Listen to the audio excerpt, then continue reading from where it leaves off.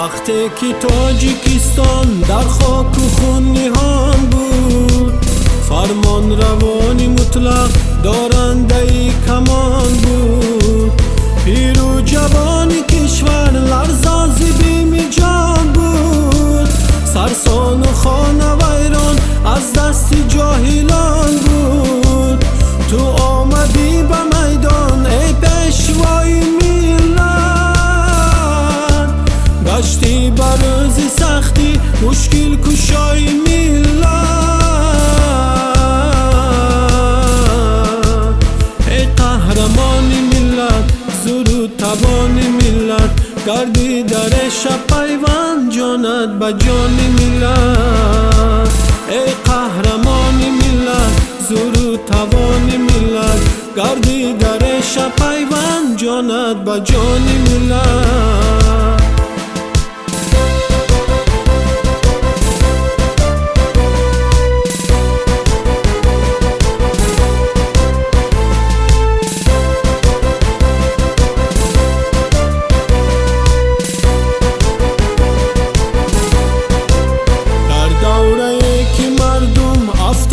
بود بخاری وقتی که طفلکانش بودند به نهاری، میخورد اهل زحمت کنجاره و جواری، میرفت سوی هر در با ناله و بزاری، با سوز در کردی راز و نیاز ملت،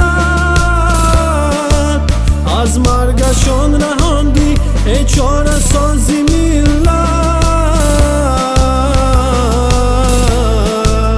ای قهرمان ملت، زور و توان ملت، گردی در شب پیوند جانت به جان ملت. ای قهرمان ملت، زور و توان ملت، گردی در شب پیوند جانت به جان ملت.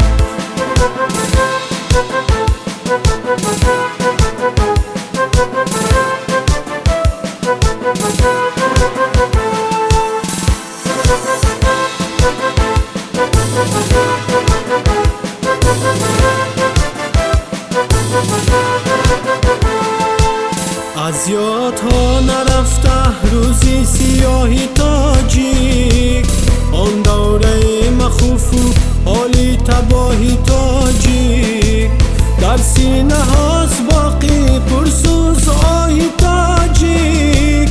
صد شکر گشت روشن امروز راهی تاجیک، امام علی رحمان از توست بخت ملت، صد سال زنده باشی بالای تخت ملت. ای پیشوای ملت، ای راهنمای ملت، شد نقشه های نکت صلح و صفای ملت.